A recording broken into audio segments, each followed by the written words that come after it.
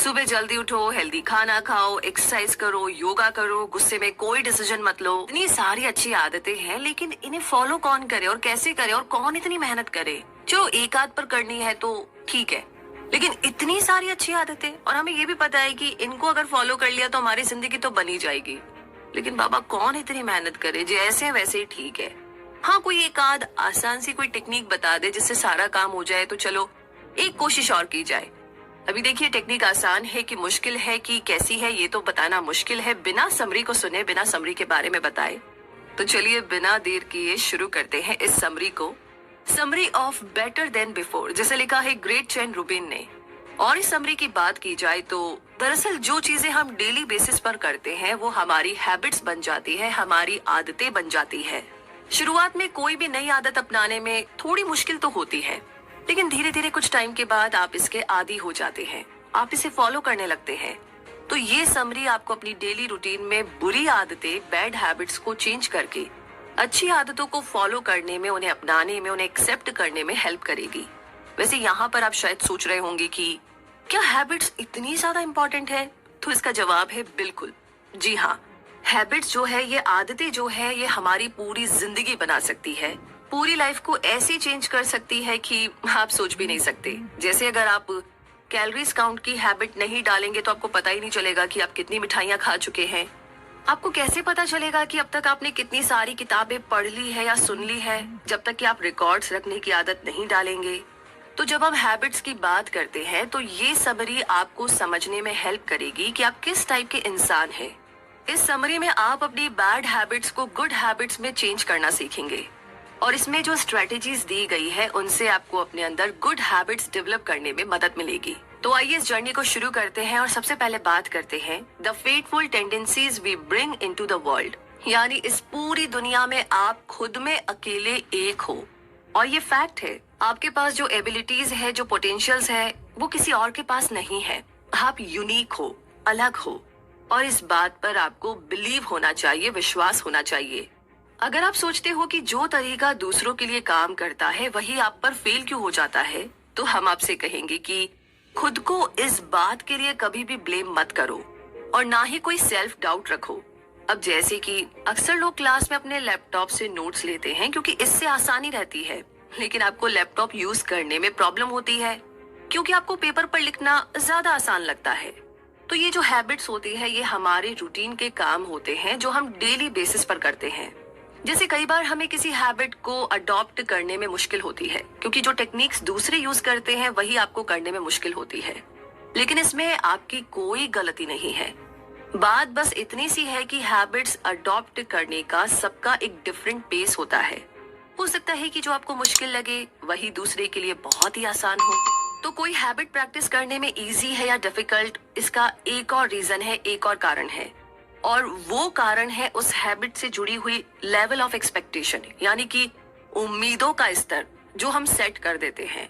Expectation जो होती है वो दो टाइप्स की होती है। फर्स्ट है आउटर एक्सपेक्टेशन जो दूसरों से आती है, और सेकंड है इनर एक्सपेक्टेशन जो आपके अंदर से आती है। तो अगर किसी हैबिट के साथ हाई लेवल की एक्सपेक्टेशन हो तो आप उस हैबिट को पॉजिटिव वे में रिस्पॉन्स दोगे। अब हैबिट्स के हिसाब से, आदतों के हिसाब से रिस्पॉन्स करने वाले 4 टाइप के लोग होते हैं। पहले आते हैं अप होल्डर्स, फिर आते हैं क्वेश्चनर्स, फिर आते हैं ऑब्लिगर्स, और लास्ट में आते हैं रेबेल्स। तो ये 4 टाइप की टेंडेंसीज है जो हमारे नजरिए को इन्फ्लुएंस करती है कि आप चीजों को किस तरह देखते हैं और किस तरीके से बिहेव करते हैं। और सबसे इम्पोर्टेंट बात ये है कि इसी से डिसाइड होगा कि आप हैबिट्स को कैसे फॉर्म करेंगे। अब होल्डर्स अपनी इनर और आउटर दोनों एक्सपेक्टेशन पर खरा उतरना चाहते हैं क्योंकि उन्हें अच्छा लगता है। अब चाहे ये सुनने में कितना ही पॉइंटलेस लगे, ये लोग जितना हो सके हर कीमत पर मिस्टेक अवॉइड करते हैं। इनकी एक्सपेक्टेशन काफी ज्यादा हाई लेवल की होती है, और यही कारण है कि अब होल्डर्स कोई भी हैबिट्स जल्दी से अडॉप्ट कर लेते हैं। वैसे अब होल्डर्स के पास डेली टू डू लिस्ट होती है जिसे वो जितना जल्दी हो सके पूरा करने की कोशिश करते हैं। इनकी कमिटमेंट इतनी स्ट्रांग होती है कि कोई बीमारी या फिजिकल इंजरी भी इन्हें नहीं रोक सकती। हालांकि ज्यादातर अप होल्डर्स आउट से ज्यादा अपनी इनर एक्सपेक्टेशन पर फोकस करते हैं क्योंकि ये अपनी सेल्फ प्रिजर्वेशन को वैल्यू देते हैं। सेल्फ प्रिजर्वनेस उन्हें खुद की एक्सपेक्टेशंस को पूरा करने के लिए मोटिवेट करती है।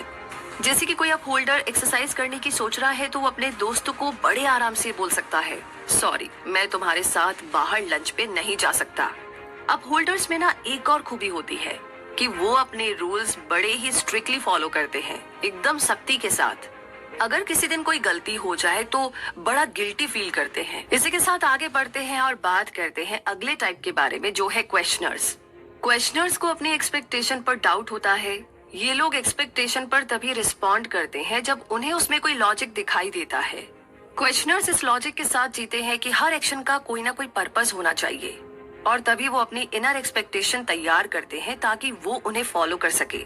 जैसे कि फ्रेड एक स्टे एट होम डैड और क्वेश्चनर है। जब उसके बेटे को प्रिंसिपल ने शर्ट को पैंट के अंदर टक करने को बोला तो फ्रेड ने पूछा इससे क्या होगा, और फ्रेड को बड़ी हैरानी हुई जब प्रिंसिपल ने कहा कि बच्चों को रूल्स फॉलो करने सीखने चाहिए। क्वेश्चनर को जब कोई हैबिट रीजनेबल लगती है तभी वो उसे अडॉप्ट करता है, लेकिन अगर उसे किसी हैबिट में या रूल में कोई लॉजिक ना लगे तो उसके लिए उस हैबिट को अपनाना, उसे फॉलो करना बहुत ही मुश्किल होता है। इसी के साथ अब हम बात करते हैं ऑब्लिगर्स की, जो हमेशा दूसरों की खुशी चाहते हैं। इन लोगों को अपनी इनर एक्सपेक्टेशंस पूरी करना बहुत ही मुश्किल काम लगता है, जैसे कि हेल्दी डाइट लेना। ऑब्लिगर्स का माइंडसेट कुछ ऐसा होता है कि ये लोग अपने लिए प्रॉमिस तोड़ सकते हैं पर दूसरों के लिए नहीं, और यही रीजन है कि ऑब्लिगर्स अपने लिए नई हैबिट फॉर्म करने के लिए दूसरों पर डिपेंड रहते हैं, क्योंकि हमेशा उन्हें मोटिवेशन के लिए कोई आउटर सोर्स चाहिए होता है। अब जैसे ग्रेस की ही बात करते हैं, वो एक यंग प्रोफेशनल है जो रीडिंग की हैबिट डालना चाहती है। हालांकि ये एक इनर एक्सपेक्टेशन है, पर ग्रेस रीडिंग के लिए माइंड नहीं बना पाती है। इसीलिए वो कोई बुक क्लब ज्वाइन करना चाहती है जहां पर उसे ऐसे लोग मिले जिन्हें देखकर वो इंस्पायर हो सके। इसी तरीके से चक एक यंग बॉय है जो अभी अभी ग्रेजुएट होकर एक नए शहर में शिफ्ट हुआ है। उसे अपने कपड़ों की अलमारी ठीक से अरेंज करनी है, तो चक ने एक चैरिटी ग्रुप को कांटेक्ट करके उन्हें अपने एक्स्ट्रा कपड़े डोनेट कर दिए ताकि वो कपड़े किसी के काम आ सके। अब क्योंकि ऑब्लिगर्स दूसरों पर डिपेंड रहते हैं, इसीलिए ये लोग अक्सर काफी प्रेशर में रहते हैं। ये दूसरों को कभी ना नहीं बोल सकते। जैसे कि माइक एक मार्केटिंग प्रोफेशनल है। एक बार उसके कलीग ने उससे एक रिपोर्ट फिनिश करने में हेल्प मांगी तो माइक मना नहीं कर पाया, और रिजल्ट ये हुआ कि उसका अपना प्रोजेक्ट ही पूरा नहीं हो पाया। अब आती है लास्ट कैटेगरी, जो है रेबेल्स, जो आउटर और इनर दोनों एक्सपेक्टेशन को अवॉइड कर सकते हैं। इनके लिए इनकी आजादी, इनकी फ्रीडम सबसे इम्पोर्टेंट है, चाहे कैसा भी काम हो। ये लोग अपनी शर्तों पर काम करना पसंद करते हैं। इन्हें किसी काम के लिए फोर्स नहीं किया जा सकता। अगर कोई इन्हें फोर्स करे तो ये एकदम अपोजिट करेंगे। अब जैसे टेड की अगर हम बात करें तो ये एक रेबेल है। वो अपने दो दोस्तों के साथ एक अपार्टमेंट शेयर करता है। एक दिन उसके दोस्त ने पूछा कि क्या तुम बर्तन धो लोगे, लेकिन टेड को बर्तन धोने का जरा भी मूड नहीं था। वो उन लोगों में से है जो दूसरों के ऑर्डर पर काम करना पसंद नहीं करते। रेबेल्स टाइप के लोगों से डील करना काफी मुश्किल लगता है, पर उनसे ट्रिक से काम निकलवाया जा सकता है। जैसे अगर पेरेंट्स अपने रिबेल बच्चों से कुछ करवाना चाहते हैं तो उन्हें ऑप्शन रखने होंगे ताकि उन्हें चॉइस मिल सके, और इन्हें कंट्रोल करने का यही एक तरीका है जो आपकी प्रॉब्लम को सॉल्व कर सकता है। इसी के साथ अब आगे बात करते हैं different solutions for different people. मतलब ये कि आपको पहले भी बताया जा चुका है, जो आपके लिए काम करता है वो दूसरों के लिए शायद काम ना करे। तो आपके लिए क्या टेक्निक बेस्ट रहेगी, ये जानने के लिए खुद पर ध्यान दो। हम खुद को ये बोल करके लिमिट में नहीं रख सकते कि मैं ट्रैवल नहीं कर सकता या मुझे स्पाइसी खाना पसंद नहीं है, क्योंकि हम अपना माइंड चेंज कर सकते हैं। लेकिन आपको पता चल जाए कि आपके लिए क्या जरूरी है तो आप गुड हैबिट जल्दी ही अडॉप्ट कर पाओगे, उन्हें मेंटेन भी रख सकोगे। यहाँ पर कुछ फैक्टर्स है जिससे आपको कोई भी न्यू हैबिट इफेक्टिव तरीके से अडॉप्ट करने में, उसे अपनाने में, उसे फॉलो करने में हेल्प मिलेगी। जैसे कि लार्क और नाइट आउल, ये वो लोग हैं जो दिन के बजाय रात को ज्यादा बेहतर तरीके से काम करते हैं, और इसे चेंज करना बहुत ही मुश्किल है जब आप सबसे ज्यादा प्रोडक्टिव होते हैं, क्योंकि इसमें जीन्स और एज का इम्पोर्टेंट रोल होता है। ज्यादातर कॉलेज स्टूडेंट्स नाइट आउल होते हैं, जबकि बड़ी उम्र के लोग लार्क्स होते हैं, यानी इनके दिन की शुरुआत जल्दी हो जाती है। अगर आप एक नाइट आउल है तो आपको सुबह जल्दी उठकर पढ़ने की हैबिट डालनी चाहिए, और अगर आप लार्क है तो आपको अपने प्रोजेक्ट्स रात के 10 बजे तक फिनिश नहीं करने चाहिए। अगला है मैराथनर, स्प्रिंटर या प्रोकास्टिनेटर। अपनी हैबिट स्ट्रेटेजी बनाने के लिए ये जानना जरूरी है कि किस कंफर्टेबल पेस के साथ आप कोई हैबिट अडॉप्ट कर सकते हो। जैसे इस बुक के ऑथर ग्रेट चेन को स्लो और स्टेडी पेस के साथ काम करना पसंद है। अगर आप कोई प्रोजेक्ट फिनिश करने में लंबा टाइम लेते हो तो आप एक मैराथनर हो। लेकिन अगर आप अंडर प्रेशर बेटर परफॉर्म करते हो और कोई काम तभी शुरू करते हो जब डेडलाइन पास हो, तो आप एक स्प्रिंटर हो। एक स्प्रिंटर शॉर्ट पीरियड के प्रोजेक्ट्स पर ज्यादा फोकस करना पसंद करता है। कैरल एक ऐसी ही स्प्रिंटर है जिसे ऑडियंस के आगे एक स्पीच देनी थी और उसने अपनी स्पीच उसी टाइम तैयार करनी शुरू की जब लोग कमरे में आकर अपनी सीट्स पर बैठने लगे थे। अंडर प्रेशर होने के बावजूद कैरल ने काफी बढ़िया स्पीच तैयार कर ली थी। और अब आगे बात करें प्रोकास्टिनेटर्स की, तो ये स्प्रिंटर्स की तरह होते हैं। ये लोग भी डेडलाइन से पहले कोई काम नहीं करते। फर्क बस इतना है कि अगर काम टाइम से पूरा ना हो तो प्रोकास्टिनेटर्स फ्रस्ट्रेट हो जाते हैं, परेशान हो जाते हैं। अगला आता है अंडर बायर और ओवर बायर। जी हाँ, जो आपने सुना इसका मतलब वही है। अगर आप एक अंडर बायर हो तो आप जल्दी पैसा खर्च करने वालों में से नहीं हो। जैसा कि आप रीजन दोगे कि अभी आपको न्यू रनिंग शूज की जरूरत नहीं है। लेकिन जो ओवर बायर होते हैं उन्हें शॉपिंग का बहाना चाहिए होता है। जैसे कोई नया महंगा ट्रैकर देख करके बोलेंगे कि ये मुझे चाहिए, इससे मुझे स्टेप्स काउंट करने में हेल्प मिलेगी। तो बात जब हैबिट्स की हो तो अंडर बायर्स को ध्यान रखना चाहिए कि कुछ चीजों पर पैसे खर्च किए जा सकते हैं जो एक सही इन्वेस्टमेंट हो सकता है।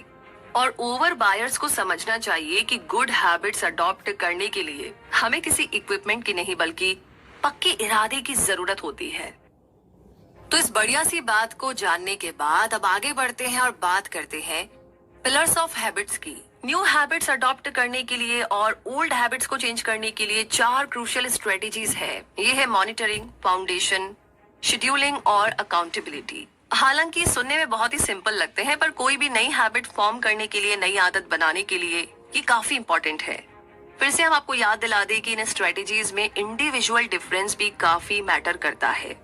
अब जैसे कि शेड्यूल्स पर काम नहीं करते जबकि अकाउंटेबिलिटी और सही तरीके से फिट होते हैं।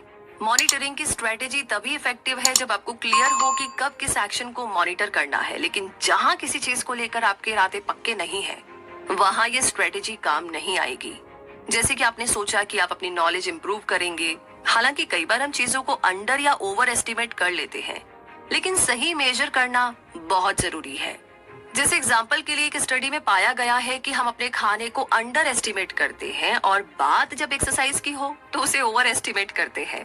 इस स्टडी में पार्टिसिपेंट को बोला गया कि उन्हें 4 मील चलना है जबकि रियलिटी में सब सिर्फ 2 मील ही चले।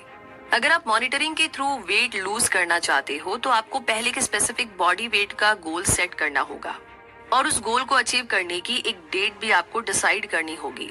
एग्जाम्पल के लिए आप बोल सकते हैं कि मुझे 3 महीने में 20 पाउंड वेट लूज करना है बस। तो अब इसके बाद आपको रोज अपनी प्रोग्रेस को चेक करना है। स्ट्रेटेजी ऑफ फाउंडेशन का मतलब है एक टाइम में एक हैबिट टैकल करना। अक्सर ये देखा गया है कि जब एक गुड हैबिट बनती है तो बाकी हैबिट्स भी खुद इम्प्रूव हो जाती है। जैसे कि आपकी एक्सरसाइज की हैबिट से आपकी हेल्थ रिलेटेड और वर्क रिलेटेड बिहेवियर्स भी इम्प्रूव हो सकते हैं। तो लोग यहाँ पर एक कॉमन मिस्टेक जो करते हैं वो ये है कि हम अपनी सबसे ज्यादा प्रॉब्लम देने वाली हैबिट को सबसे पहले टैकल नहीं करते हैं। इसका एक एग्जांपल लेते हैं। मान लो कि कोई हैवी ड्रिंकर है जो अपने ऑफिस लेट पहुंचता है, हमेशा थका हुआ लगता है और सड़कों पर थूकता रहता है। बजाय अपनी मेन प्रॉब्लम पर फोकस करने के जो कि ड्रिंकिंग है, वो इंसान सड़कों में ना थूकने का प्रॉमिस करता है जो कि उसके लिए शराब छोड़ने से ज्यादा आसान होगा। इसीलिए अपने फाउंडेशन को स्ट्रॉन्ग बनाने के लिए ऐसी हैबिट्स डालिए जो आपकी बाकी हैबिट्स को भी सुधार दे। शेड्यूलिंग की स्ट्रेटेजी का मतलब है कि एक टाइम सेट करना जब आप हैबिट की प्रैक्टिस करोगे। ये स्ट्रेटेजी आपको बहुत जल्दी ही अपनी हैबिट की आदत डलवा देगी क्योंकि ये रिपीट होती रहेगी। इससे आपको ये भी पता चलेगा कि एक दिन में हमें कितना कम टाइम मिलता है। इसलिए ऐसी हैबिट डाली जाए जो प्रोडक्टिव हो। जैसे कि सुबह 5 बजे उठकर आप मेडिटेशन करना चाहते हो तो ये टाइम आप सिर्फ मेडिटेशन के लिए ही रखो। इसी के साथ लास्ट में स्ट्रेटेजी ऑफ अकाउंटेबिलिटी की बात करते हैं जिसमें दूसरों की हेल्प भी इन्वॉल्व होती है क्योंकि ये लोग आपको आउटर एक्सपेक्टेशन देंगे। जब तक आप किसी नई हैबिट के लिए अकाउंटेबल फील नहीं करते हैं तब तक आप उस हैबिट को अडॉप्ट नहीं कर सकते क्योंकि आपको पता है कि कोई फर्क नहीं पड़ने वाला है। इसीलिए ये बहुत जरूरी है। स्ट्रेटेजी ऑफ मॉनिटरिंग के लिए ऑथर अपना ही एग्जाम्पल देते हैं। ग्रेट चेन हमेशा अपने वजन को लेकर के कॉन्शियस रही थी। बड़ी मुश्किल से वो अपने साइज को लेकर कंफर्टेबल हो पाई। अब क्योंकि वजन उनके लिए एक इम्पोर्टेंट फैक्टर था तो उन्होंने डाइट और एक्सरसाइज की नई आदतें डेवलप की जिससे उन्हें वेट लूज करने में मदद मिली। वो क्या खाती है और कितना वजन कम करती है इसे मॉनिटर करने के लिए ग्रेट चेन ने एक फूड जर्नल रखा था। पर कुछ टाइम के बाद ही वो भूल गई कि अपने खाने पीने का रिकॉर्ड रोज लिखना है। फिर उन्होंने एक पेडोमीटर यूज करना शुरू किया जिससे उन्हें पता चलता था कि एक दिन में वो कितने स्टेप्स चली, क्योंकि ग्रेट चेन एक अप होल्डर थी तो उन्हें अपने टारगेट स्टेप्स हिट करना अच्छा लगता था। हालांकि मेथड भी ज्यादा काम नहीं आया। फिर उन्होंने एक डिवाइस खरीदा जो उनके स्टेप्स उनके फोन के साथ सिंक करता था और जो वो दिन भर में खाती थी उसका भी रिकॉर्ड रखता था। तो फाइनली अपने फोन में स्टेप और फूड ट्रैकर होने से ग्रेट चेन के लिए अब वेट मॉनिटर करना ज्यादा आसान था। स्ट्रेटेजी ऑफ फाउंडेशन के लिए फाउंडेशन हैबिट्स है स्लीप, मूव, ईट और अनक्लटर। मूविंग एक फाउंडेशन हैबिट है क्योंकि एक्सरसाइज के बाद आप गहरी नींद सो जाते हो और जब आपको अच्छी और बहुत ही बढ़िया नींद मिलती है तो आपका मूड भी एकदम बढ़िया हो जाता है। असल में नींद पूरी होने से हम और ज्यादा गुड हैबिट्स को अडॉप्ट कर सकते हैं। जब आप जल्दी सोते हो तो आपके पास इतना टाइम होता है कि मुंह धोकर नाइट पजामा पहन सको, लेकिन जब आप लेट सोते हो तो आपके पास इन चीजों के लिए टाइम ही नहीं होता। ग्रेट चेन ने स्ट्रेटेजी ऑफ शेड्यूलिंग भी ट्राई की। मेडिटेशन की हैबिट अडॉप्ट करने के लिए ग्रेट चेन ने स्ट्रेटेजी ऑफ फाउंडेशन के साथ उसे जोड़ दिया। क्योंकि अक्सर हम न्यू हैबिट्स को जल्दी ही भूल जाते हैं, इसीलिए उन्होंने मेडिटेशन को अपनी ओल्ड हैबिट के साथ जोड़ दिया। ग्रेट चेन ने डिसाइड किया कि वो सुबह जल्दी ब्रेकफास्ट करने के बाद मेडिटेशन किया करेगी। फिर उन्होंने एक मेडिटेशन शेड्यूल बनाया। उसके बाद वो अपनी न्यू हैबिट की प्रैक्टिस नहीं भूली और धीरे धीरे ये न्यू हैबिट उनके रूटीन का एक पार्ट बन गई। तो क्योंकि सिर्फ शेड्यूलिंग ही काफी नहीं है, इसीलिए अकाउंटेबिलिटी के लिए दूसरों से आउटर एक्सपेक्टेशन भी जरूरी है, जैसे कि कुछ पाउंड वेट लूज करना एक पर्सनल गोल हो सकता है। और अगर आप ये गोल अचीव ना भी कर पाए तो कोई आपको पनिश नहीं करने वाला। पर स्ट्रेटेजी ऑफ अकाउंटेबिलिटी अप्लाई करने से आप अपने को वर्कर्स को अपनी वेट लूज करने का प्लान बता सकते हो और लोग आपको एक्सरसाइज करने के लिए एनकरेज करेंगे क्योंकि उन्हें आपका गोल पता है। तो हो सकता है कि आपको जंक फूड खाने से भी रोके, लेकिन ये फॉर्मूला हर किसी पर अप्लाई नहीं होता क्योंकि हर कोई अपने प्लान शेयर करे ये जरूरी नहीं। तो अपनी न्यू हैबिट को पब्लिकली डिक्लेयर करना आपके काम आएगा या नहीं, ये देखने से पहले आपको अपना नेचर पता होना चाहिए। तो इतनी सारी कैटेगरीज के बारे में आपको बताया है, किस किस टाइप के लोग होते हैं और किस तरीके से वो हैबिट को फॉलो करने के लिए एक्शन लेते हैं। ये सब जानने के बाद में अभी भी एक स्टेप बाकी है और वो है इट्स इनफ टू बिगिन। यानी कि अगर आपको पता चल जाए कि आपकी टेंडेंसी क्या है, अप होल्डर, क्वेश्चनर, ऑब्लिगर या रिबेल, तो आपको ये भी समझ में आ जाएगा कि कौन सी टेक्निक आपके लिए बेस्ट रहेगी। अब हम बात करेंगे कि आपको अपनी न्यू हैबिट्स कब से शुरू करनी चाहिए, क्योंकि किसी भी नई आदत की शुरुआत करने के लिए 3 स्ट्रेटेजीज होती है। फर्स्ट स्टेप्स, क्लीन स्लेट और लाइटनिंग बोल्ट।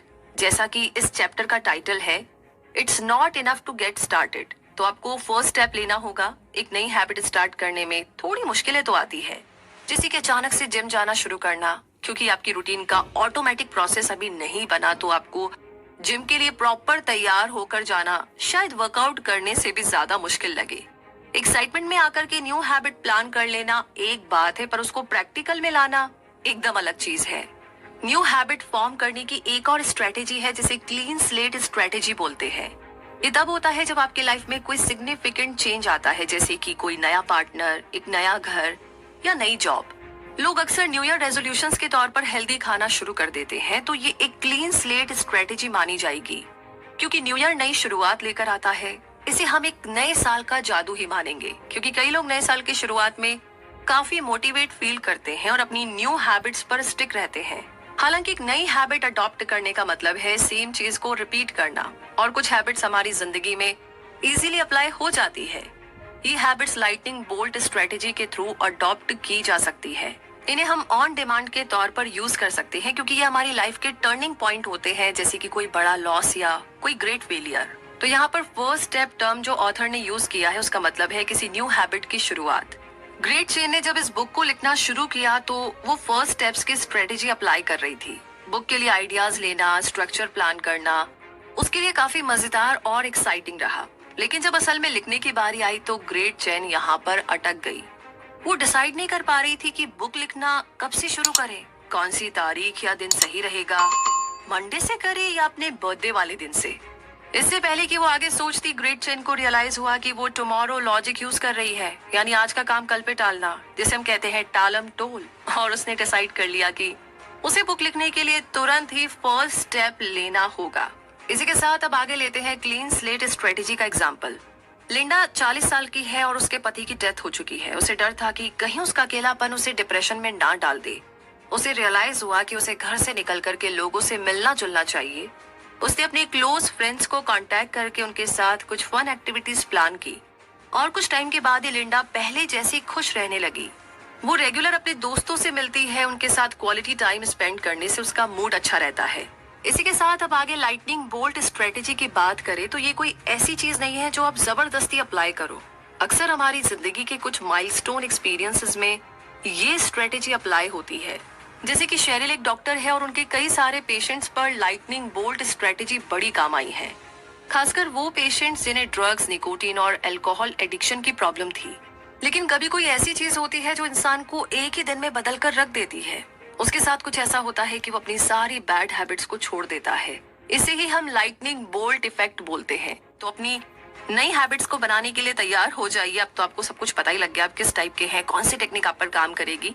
और ये समरी भी यहीं पर खत्म होती है इसी के साथ। और कैसी लगी आपको ये समरी, आप किस टाइप के हैं, कौन सी टेक्निक आप पर काम करेगी, ये सब आप कमेंट बॉक्स में लिख करके जरूर शेयर कीजिएगा।